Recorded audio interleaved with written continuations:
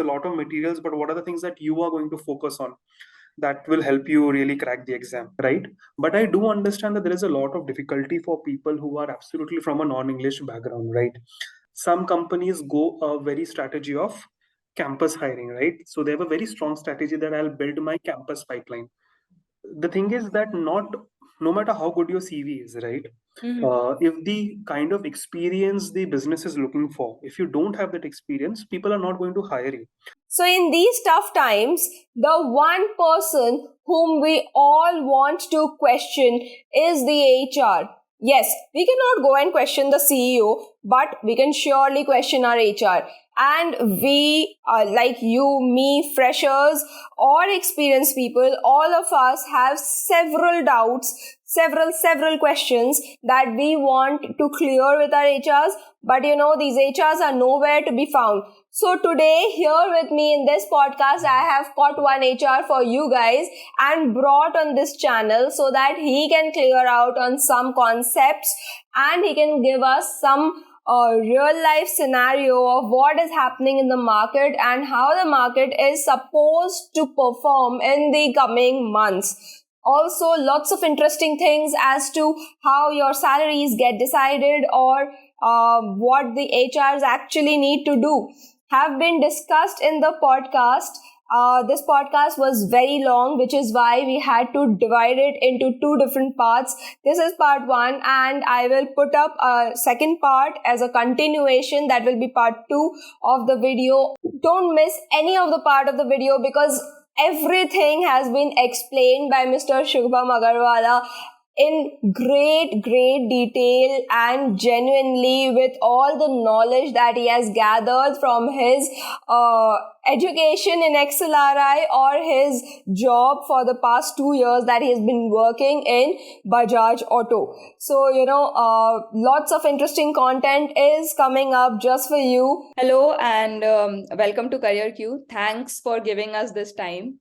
So guys, for today we have a very special guest and one of my all-time favorite seniors with me. He is from my college and from my department, electrical engineering. Senior bola to senior hai. So Shubham Bhaiya, if you would like to give us a small introduction on yourself. So like Shagufta mentioned, I'm from Shagufta's college, that is IIEST Shivpur, and there I pursued my electrical engineering, graduated in 2018. Post that, I went to XLRI. I have an MBA degree in HR. Right now, I'm working with Bajaj Auto. And before that, I was born and brought up in Bengal. So that's pretty much about me. Right. So beginning with your initial, like your college days, as you said, so did you have any professional experience between your engineering and your MBA, or you just straight away went? No, I did not. Yeah, I didn't have any experience. So it was straight from college to XLRI. And yeah, that was the transition from a totally engineering and science-based, what to say, pedigree and science-based schooling and college to a certain business-like environment. So that's there. And it was quite an exciting change because you start thinking about, doubting yourself whether you will be able to sort of understand, whether you'll be able to really pick up those subjects, those nuances of a business course, essentially. Whereas you are coming from a very science-based and engineering sort of a course. But yeah, directly no experience. Yeah. So Bhaiya, I know about this, so I'm telling guys, Bhaiya had got a PPO from a very reputed organization, that is CESC. So you rejected that and you went on to pursue your MBA. What was actually a trigger point wherein you decided ki no, I should not, because it was a core job, and people today generally don't get, if you have not cracked gate exam and all, it is really difficult to land onto a core job in the core sector. So once you got the opportunity, what actually triggered you to go with the MBA and not take up a core sector job? So for me, how should I put it? So I had the core job, and somewhere in my mind, I always had that MBA karna hai. And that was mainly because at that time, it was a sort of a juvenile view, but the view was that, people who do MBA, once you go to an MBA school, a reputed MBA school, you really get groomed up, right? You can become the best version of yourself. So somewhere that idea was there. It might not be absolutely true. It might not be 100% true that, that only if you go to an MBA school do you become a sort of a groomed up version. But it was more like ki nahi karna hai. It's something that is challenging, and that's something that I want to achieve. The reason why I went directly from, let's say, my engineering college to MBA, now that's a different story. Uh, Initially, my plan was that, okay, maybe I'll get some years of experience and then I'll, see what can be done regarding the MBA program. I'll try to sit in the exam, see how I do, and what happens from there. Because, like you mentioned, I had a core job and I was sort of satisfied. I was complacent in my, the PPO that I had. Uh, it was more of a FOMO, quite honestly, the fear of missing out, that triggered me to give the ZAT exam.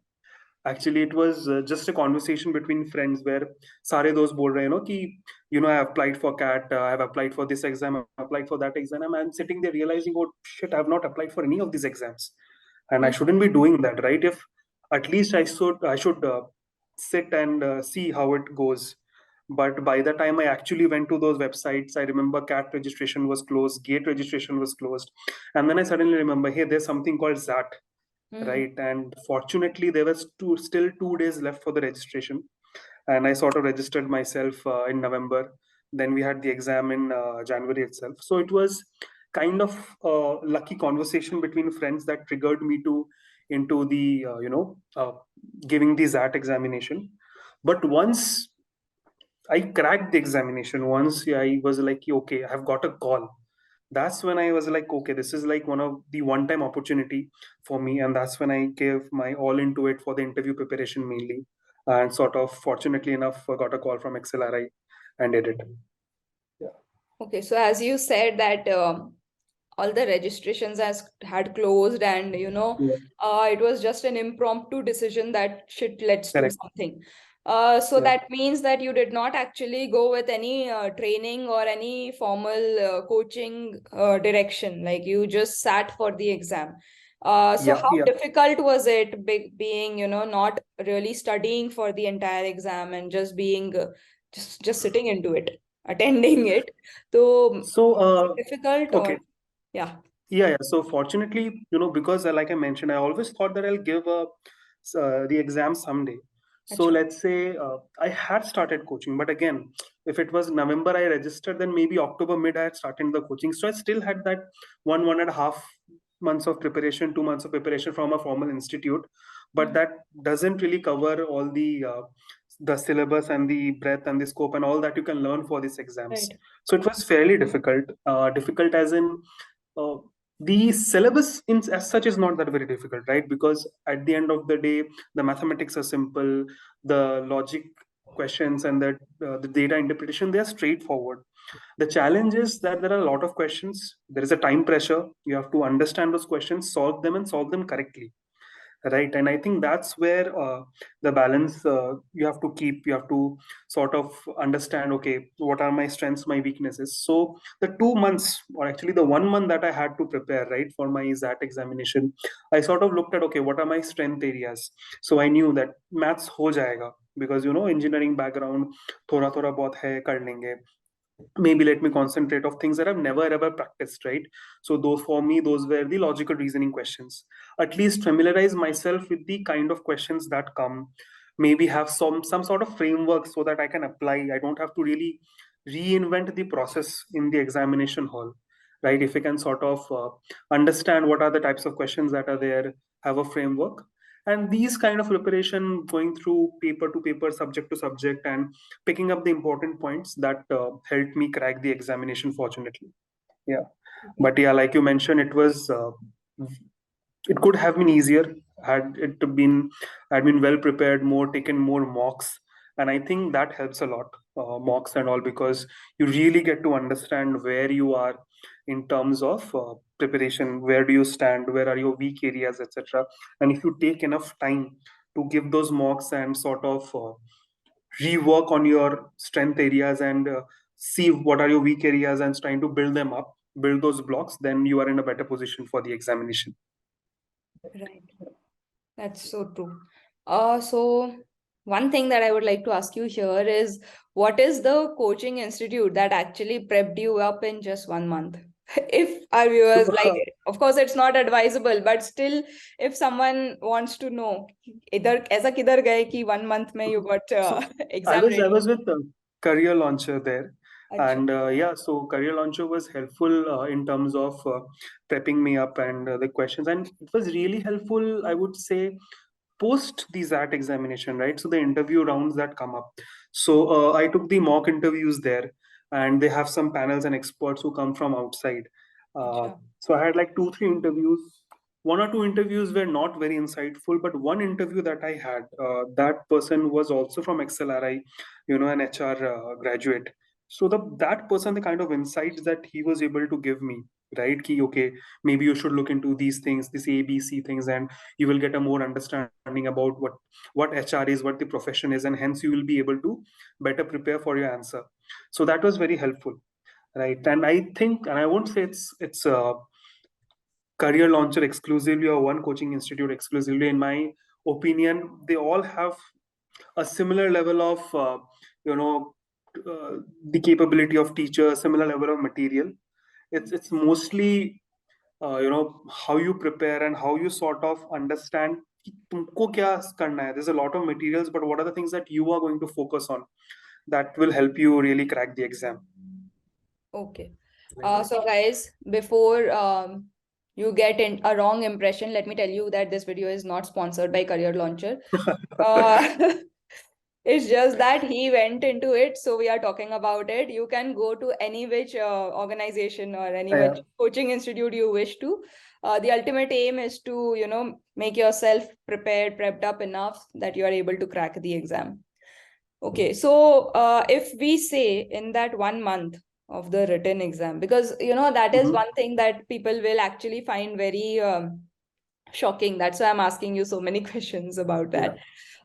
How many hours of daily preparation you would say that you gave along with Okay, all so the for me it was because I had a very short duration. For me it was like for every day post my college, etc. After attending my college, I'll sit for at least 2, 3 hours regularly, and in this 2, 3 hours, I will sort of practice the questions as much as I can. I had a proper notebook where I would sort of go to the problems and solve the problems there, and I had some materials from Career Launcher and mark the questions which I find difficult, right? And then on my weekend, Saturdays, Sundays, I would sort of read through the theory and the problems that I found difficult, right? I would revisit them. Sort Mhm. of again, if I'm taking more time in certain problem, I would like to familiarize myself enough with the problem so that if a similar type of question comes, I'm able to identify it, right? I'm able to spot right on, ki, okay, this is that kind of a problem, this is how to solve it, or this is that kind of a problem I generally have difficulty, so let's not touch this now and save my time and go to some other question which where I'll get the marks and I'll able to solve it faster. So 2, 3 hours on a weekday, and weekends it used to be generally more. Obviously, 4, 5, 6 hours. Didn't really time it, but it would be there in that ballpark Okay. time. Yeah. One last question on this MBA prep part. Um, how important do you think, or how difficult is English? Because this is one place where a lot Mhm. of people, aspirants especially, stick. Maths is something they work upon.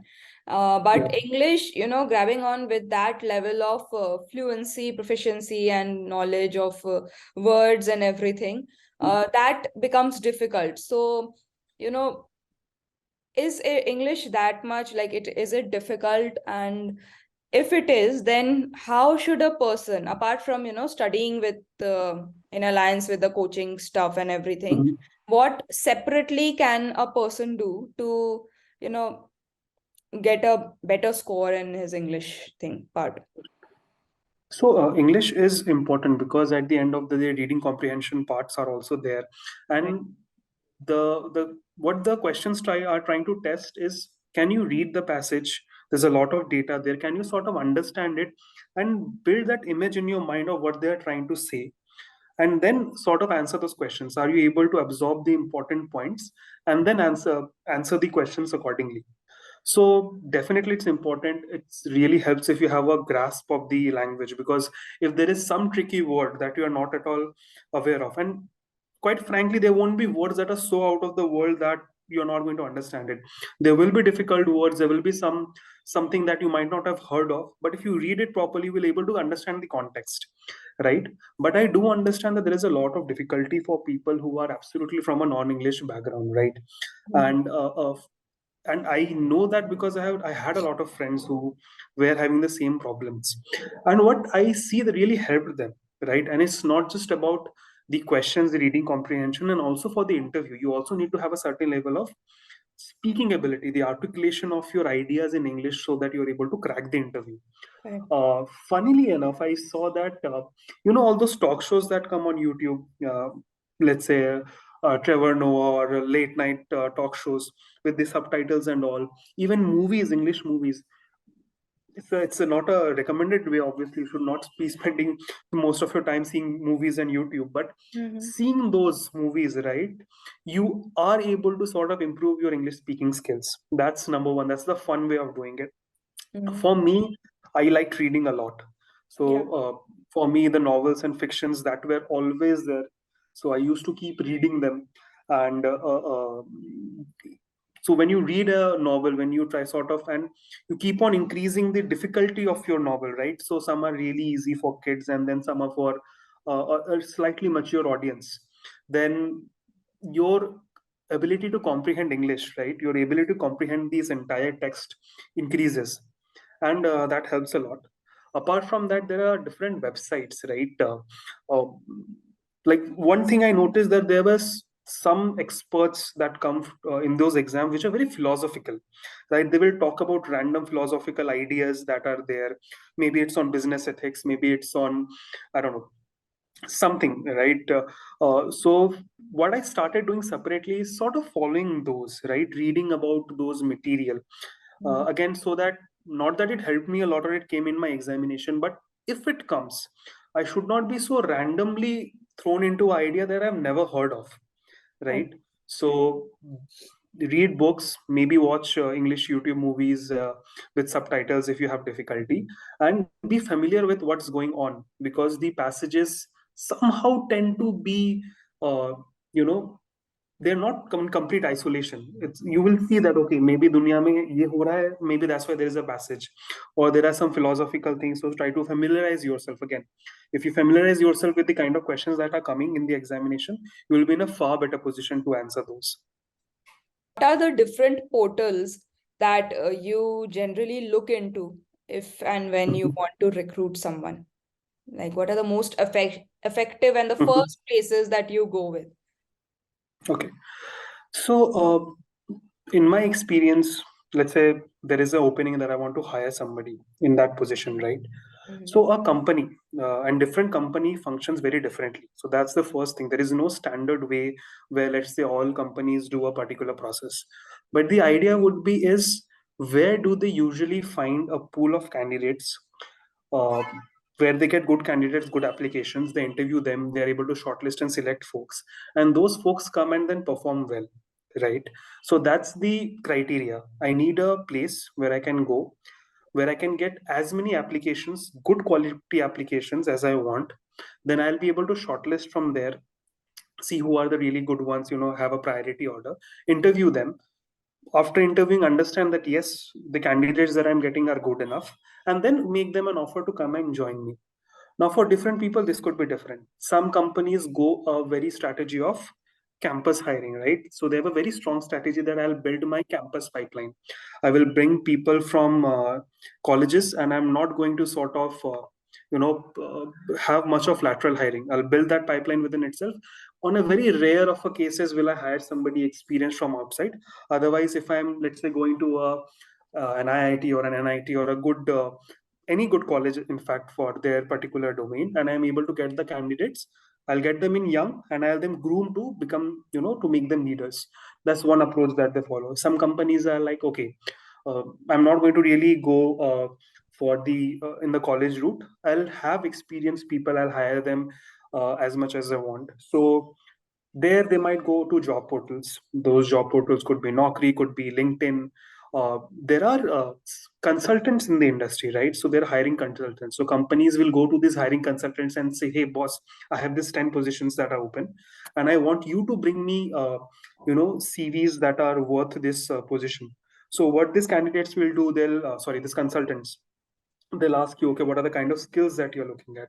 Where do you think you will find those skills? So then the the HR and the business will say, okay, these kind of skills are generally available in this industry. It might be the automotive industry, it might be the IT industry, it might be the finance industry, and this person should have this ABC kinds of experience. So accordingly, these consultants will reach out to people and sort of understand whether people are interested in applying and collect those CVs.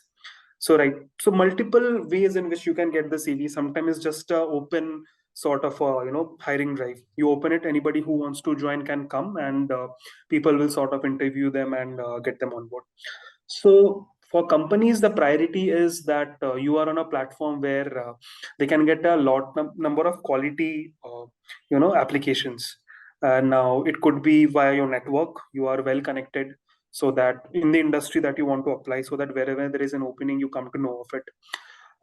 Wherever you are putting your profile, right, whether it's a LinkedIn profile or whether it's a Naukri profile, etc., it's well populated, so that a recruiter who is going there, right, who is searching for a particular keyword is able to identify, first your profile hits up with those keywords, number one, and number two, once they go into your profile, they're able to see the depth of your experience, right? You can easily mention that, hey, I am a software engineer in TCS.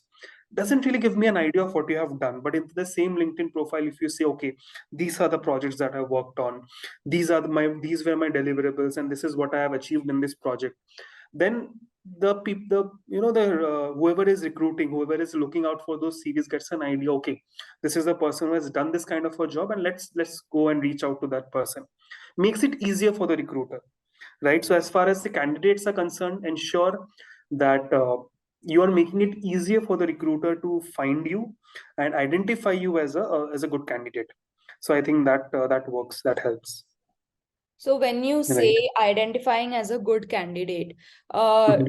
does it mean that whichever portal this person is on, that portal needs to be updated, or the resume needs to be in a certain way, or like what is the first things, like first of the first things, Mhm.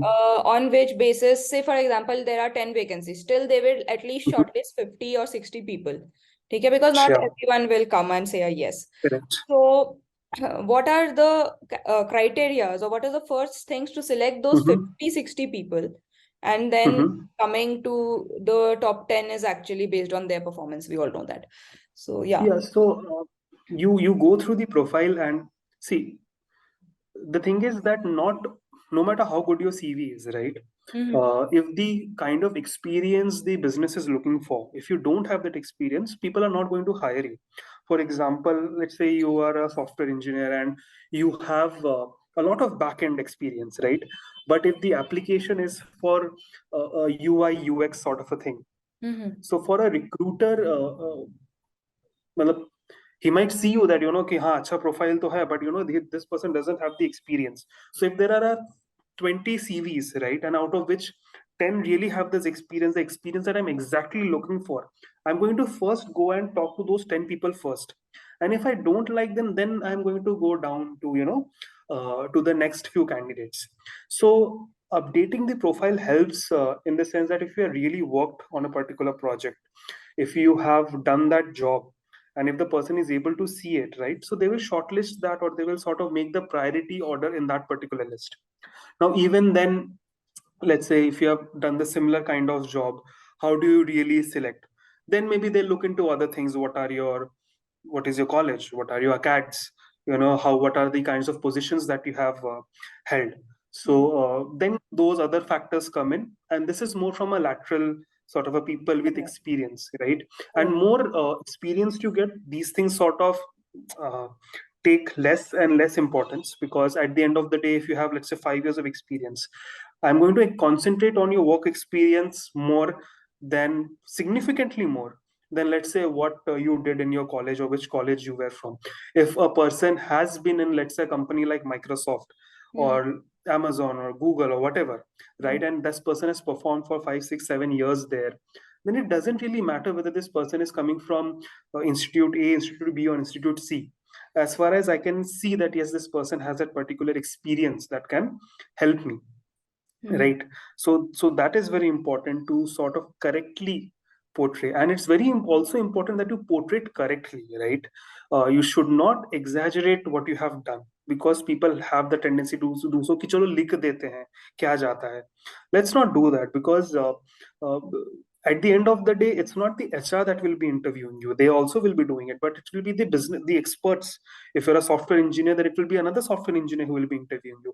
If you are a marketing or sales, there will be another marketing or sales expert that that will be interviewing you, and they're going to sniff you in a second if you have put something that is very random, etc., because they keep on interviewing people. So it's not easy to escape until unless you are very very very good at sort of faking till you making it. So don't lie on your resumes. Populate it with whatever you have done, represent whatever you have done well, quantify it, right, wherever possible. uh, Created an impact in the project doesn't make sense, but if you can say helped a client generalize a revenue of 20 lakhs, that's a far more concrete you know point for the recruiter to sort of look and ask you questions on that. And if you have actually done that, right, it's a very important thing, it's a good topic. You want to design your CV in a way where you attract the attention of your recruiter to the highlights, so that they further delve to those questions and really ask you what you have done, and you're able to tell them what you have done, and eventually show that yes, you are somebody who has the requisite experience, who has worked on these projects, and thus will be able to do the same in the future company. So that helps. Mhm. Mhm. Just one doubt or one thing that Mhm. just came into my mind. So generally, after a certain time, there are many people out there. I'm not talking about someone specific, but Mhm. people want to explore new areas. Okay. Correct. And generally, Yeah. what happens is in whichever organization they are currently Mhm. working, Mhm. uh, somehow some dependency gets created and they are not able to Mhm. move to a new role or maybe a new technology or Correct. something. Mhm. So they look out for different organizations from where they can begin to learn and build their career on something else. They want to Correct. diverge. Matlab, if we take from the software industry only, there are plethora of technologies in the software sector. Correct. You are working for or on one technology for say 4 to 5 years, and now you want to shift to some other technology that you are hearing is Mhm. very demanding or it has a better future. So Correct. does it become difficult to convey the HR or convince the HRs that no, you have that determination that Mhm. I will be able to do it or I will be able to learn it. That person will not have Understood. an experience for sure. He will not be able to reflect anything. Mhm. So Abhi, generally what happens, what we have seen as employees, Mhm. generally people write that they have done this thing. ठीक है, Mhm. whatever is the sector in which they want to go into, because Mhm. आपके experience letter पे it's not written the technology that you have worked. Correct. So you just Mhm. mention that okay, I have worked on this. आप करो या नहीं करो, it's something like Mhm. that. But if I go with like stating the truth and fact and whatever you have done, तो फिर is it easy to change your technology or is it Mhm. difficult, to convince the Okay. agents? So, and I'm coming not from a HR perspective, but in any general, if you have experience in a certain domain and you continue in that, then eventually people will come to you for that expertise only. And Right. that is the truth, right? So now the question is, if I want to shift my domain, how do I do that? Correct. Right? So understand from a business and an organization A wants a skill, let's say marketing. And I'm talking about business because I'm more familiar about the business side of it. Let's say somebody wants somebody in the marketing position. And there is somebody, a sales folk guy who is like, hey, I want to do something in marketing. Let me apply. But you have to understand that with you, there are 10 other applications. And out of those 10, at least five will actually have marketing experience, right? So what is your challenge now? Your challenge is to sort of signal to whoever is looking at your CVs and shortlisting, that boss, मैंने सच में कुछ किया है, right? And it cannot be fake. Again, lying on a CV is, you will get caught, right? Mhm. And sort of it sort of destroys the relationship that could have been there if you caught कि अरे ये तो बेकार है, कुछ भी बोल रहा है, right? So if you want to shift to into a new technology, then sort of take up side projects, maybe do something on your own which is concrete enough that you can put it on your CV, right? And if somebody asks you, कि okay, what you have done regarding this, then you can explain. So let's say, if again coming back to the sales and marketing sort of example, you are a sales guy, you do continuously sales, but can you somehow in your own job, number one, find elements of marketing that you have done, right? Because it's not like कि अगर sales करो तो sales ही करो, कभी marketing का कुछ किया ही नहीं, right? Can you sort of understand कि हाँ, this is something actually marketing related, these 2 points are there, can I highlight them separately?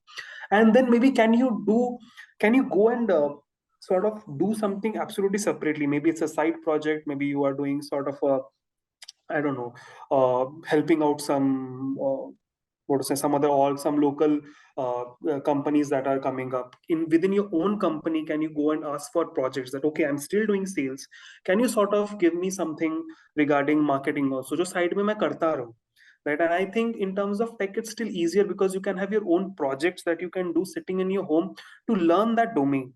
Now once you have done that, right, once you have that experience, you can put it on the CV and you can talk about it. If you can put it on your CV and you can talk about it, then you can convince the person that I can give this guy a shot. Mhm. Because at the end of the day, जो सामने वाला बैठा है, what is he trying to see?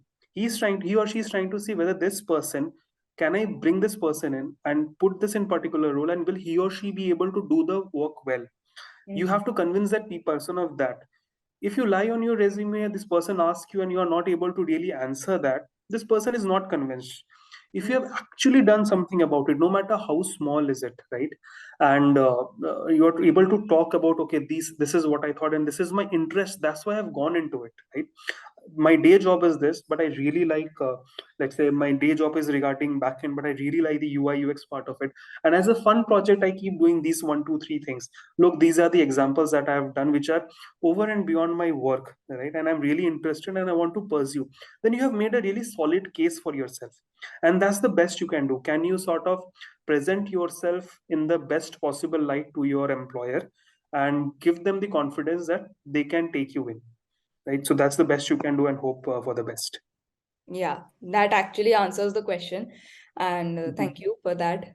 Um, the next question is, how do you decide on the salary bit?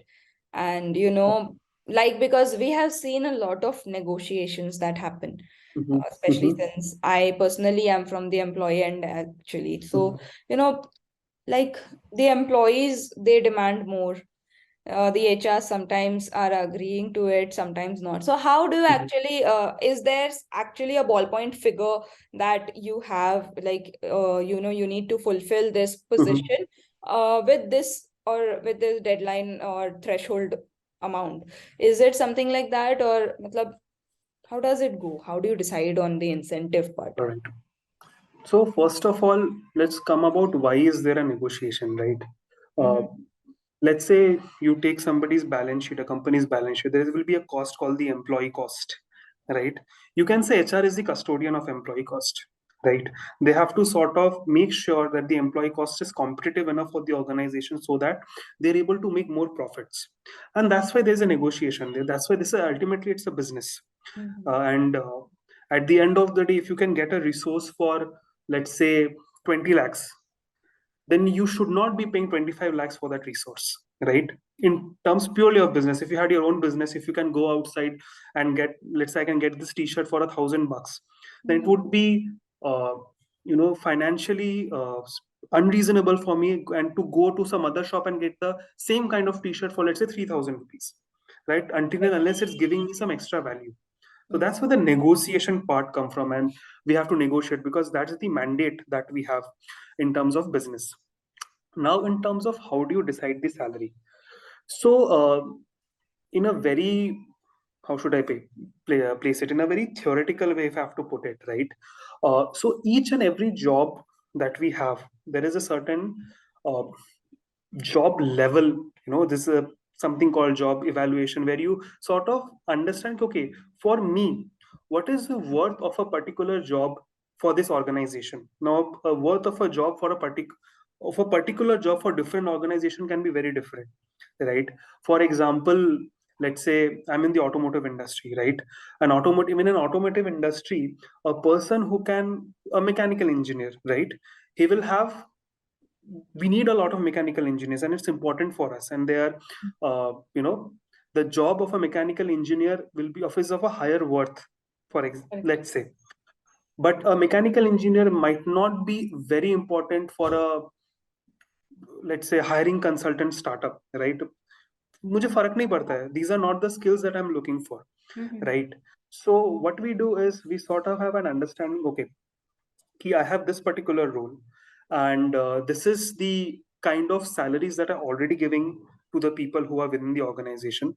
In the market, this is the going rate. If I go to my competitors, right? If let's say I am TCS, I go to Cognizant, I go to Wipro, I see Infosys, what are the kinds of salaries that they are paying? Right. And I understand, okay, this is the particular range that I have worked with. So there is an internal parity. What my people are already getting paid is an external parity. Okay, what is the market rate of this kind of a job? And then I have to work in that particular range to sort of bring the candidate. Now in this particular range, I'll try to negotiate and sort of jitna my company ka cost I can reduce. It's beneficial for the company from a business side, right? And I'll do that. The HR will do that.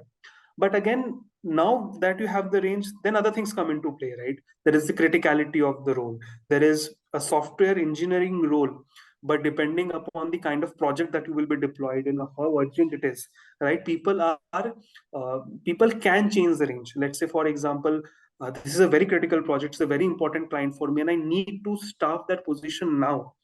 I will increase the salary range so as to attract the talent as soon as possible and sort of get the project going. Because at the end of the day, I know if this project starts now, the ultimate revenue that I'll generate from this project will sort of cover up for the extra cost that I'm giving.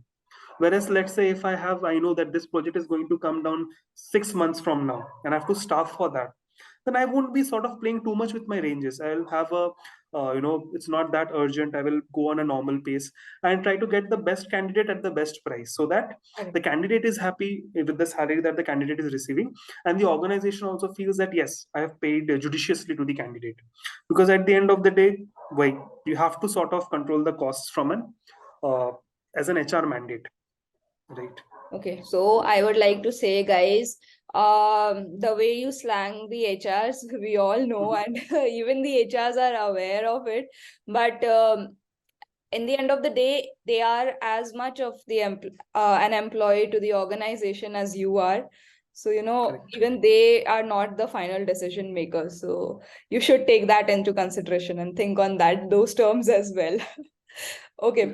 So one more question that I'm getting here is that we often see that after a person gets a job, Mhm. yeah, since we have all seen that the notice period, at least I'll speak from the software industry terms, there is a notice Mhm. period of 3 months. Okay? Yeah. So generally, a candidate resigns once he has got his first offer. Okay? Mhm. Very rarely, without offer, they go and resign. Very rarely. Correct. So after that, they have got one offer and then they resign, and then that 3 months start.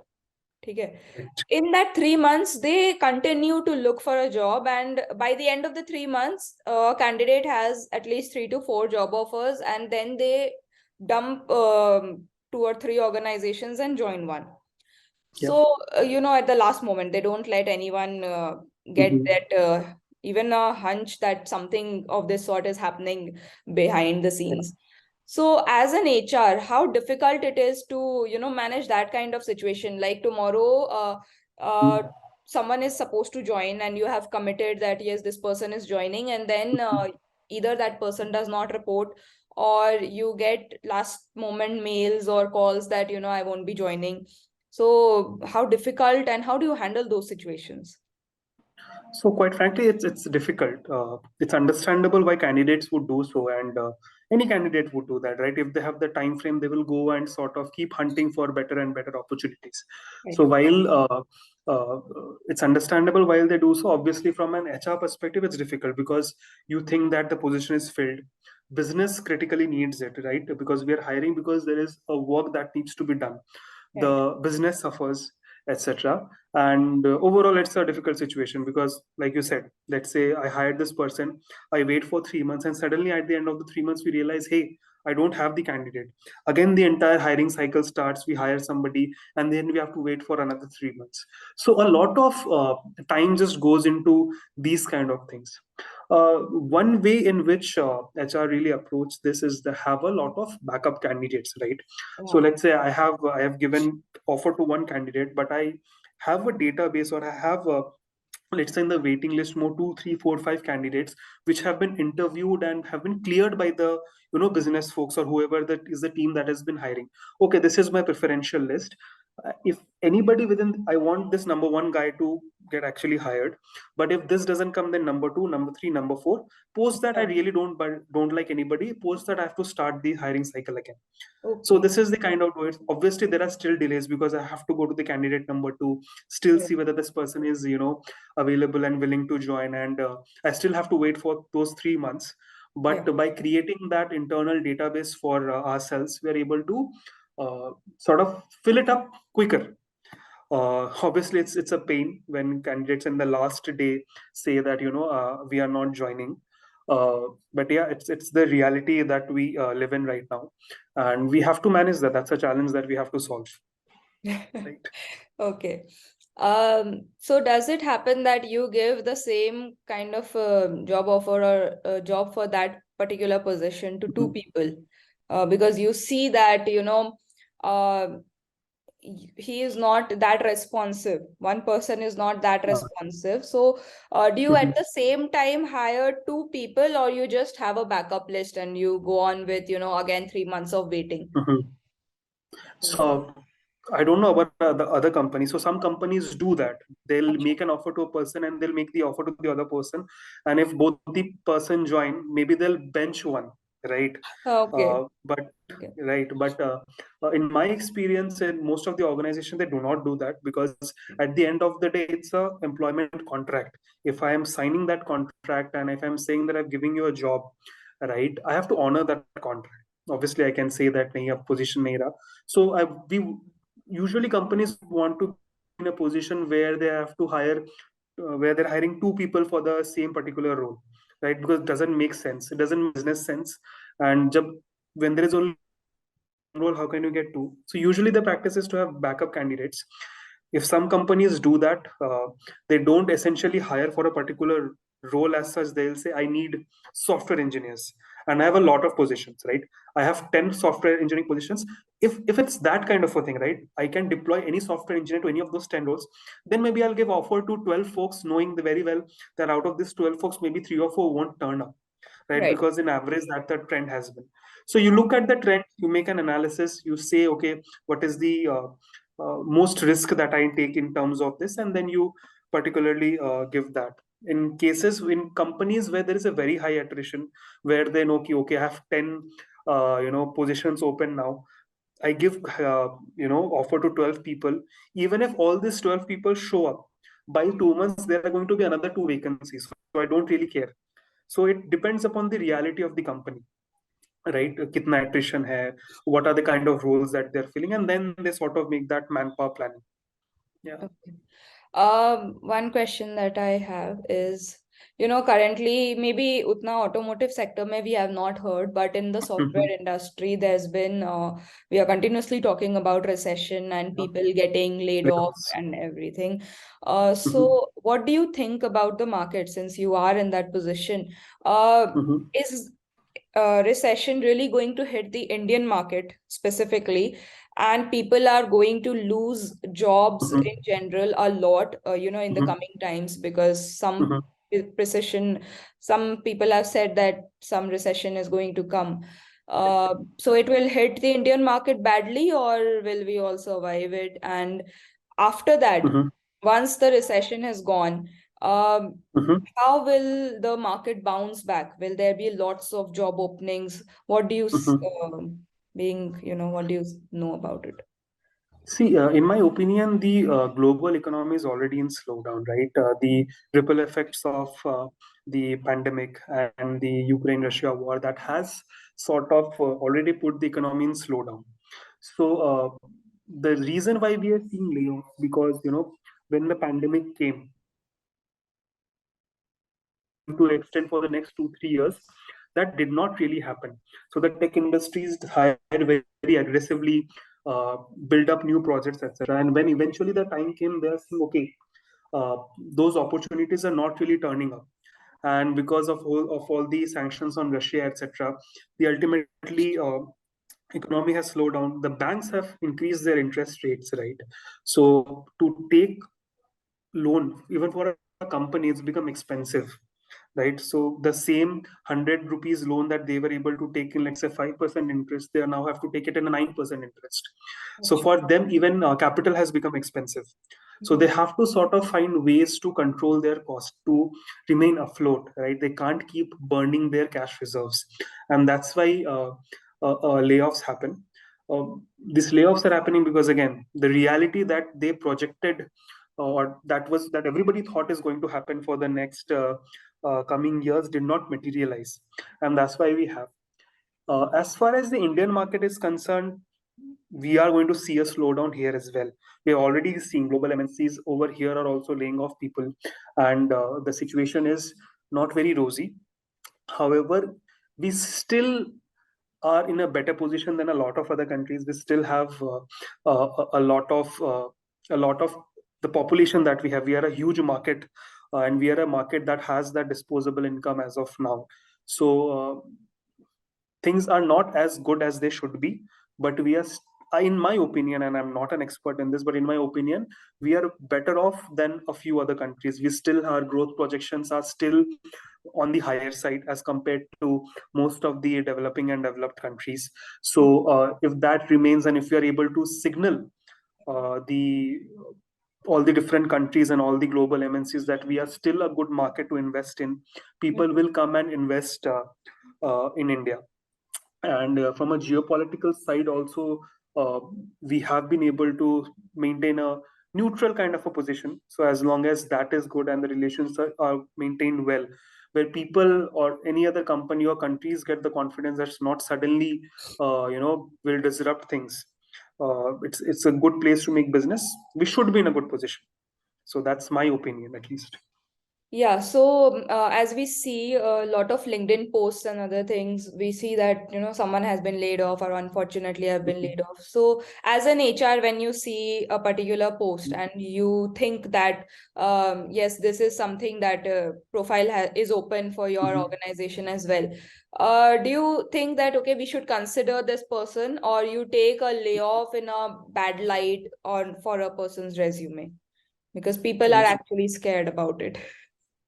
So I think the question is whether, when you say there is a layoff, whether there is a stigma to it in terms of an HR's mind, Yeah, yeah, right? yeah. Correct. See, we are well aware of what the situation is. The economy is in a downturn. Business are trying desperately to stay afloat, right? And that's why layoffs are happening more from a very business and reason, and sort of a profit and loss perspective than, let's say, an employee's contribution to the organization, etc.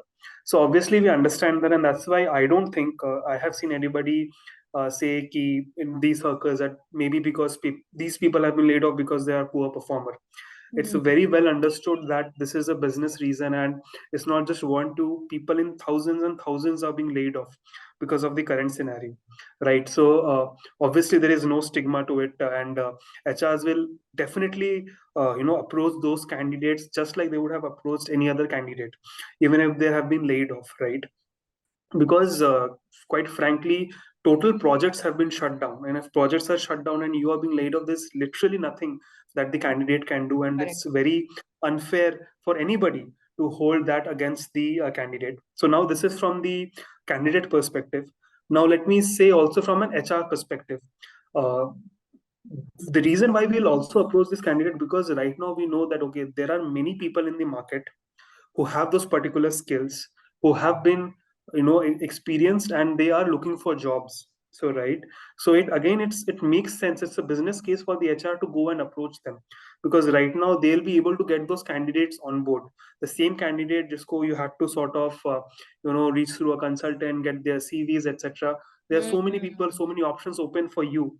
So if you think it from their perspective also, right, so they will definitely go and sort of look out and who are there and who are the people who fit my profile, and sort of reach out, right? So as long as uh, I don't think candidates need to really worry about that. Okay, I have been laid off. People will see me in a bad light, because if you can just say that, hey, I'm not the only person. With me, there are 1,000 people who have been laid off, and people Correct. are being laid off in tens of thousands, Right. right? So then there's nothing actually that the team that is hiring you or the HR will hold against you, or will ask something कि क्यों तुमको निकाला गया, why you specifically, right? Correct. So yeah, Agree. It's that's a it. kind of win-win if the person gets hired. Correct. So yeah, if we are all if I as an HR am looking for a candidate, and Hmm. that person is skilled well enough, and and at the end of the day I'm going to interview, right? I'm going to Huh. have this entire hiring process. I have the entire selection process, then there are exams, tests, and then the interview. If you're able to clear that, right, no matter what, for what reason you have been laid off, you're good enough to join my organization, so please come and join, right? At the end of the day, even I have a target to close that position. I Right. can't be choosy कि नहीं इसको lay off किया गया, so I'm not going to even consider this candidate. Just doesn't make sense for me. Mm-hmm. Okay, last question that I have is how much do you think that the HR profile has been affected? Because the recruitments have taken a downside actually. Yeah. People are not getting recruited, though Mhm. HRs को पे ज़्यादा, like there's a fear of HRs losing job, and are HRs losing jobs? How much has recession actually affected recruiters in Yeah. general? So at the end of the day, HRs are just employees, right? And Correct. when cost cutting, the aches of cost cutting comes, it's not just the normal employees or the non-HR employees. It's everybody, Mhm. right? They sort of evaluate and see, do I really need as many people in this particular team, in this particular organization as I have? So companies which have very huge HR teams, right? And so that basically what happens, the economy is good, right? You have a lot of projects coming up, you project a lot of growth in the organization, and you hire folks in different teams, you hire folks in HR as well, because you think that because my number of people are going to increase 2 3 folds, I need as many HR people to manage them. And Mhm. suddenly when that projection goes down, and when I'm laying off those people, right, then eventually I don't need as much HR folks also, and they are also affected, right? Yes. What works sometimes for HR, that many organizations keep a lean HR, as in uh, काफी कम लोग रहते हैं, and they are very stretched and sort of have to do a lot. But again, during this pandemic also, when there was a lot of recruitment drive going on, etc., HRs had to really stretch, because again, there was a IT boom also a few years back, right? Right. The salaries of IT folks increased. There was a lot of job opening for mainly in the IT sector, so people had to keep sort of recruiting teams, because they had to get those heads. And obviously when these layoffs come, they are also the one who are going to get affected. And let's see what happens. Correct.